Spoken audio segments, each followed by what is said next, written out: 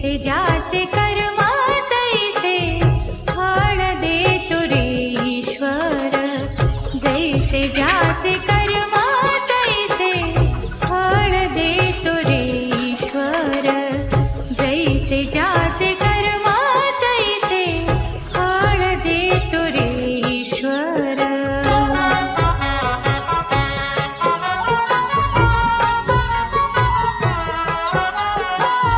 क्षणिक सुखासाठी आपुला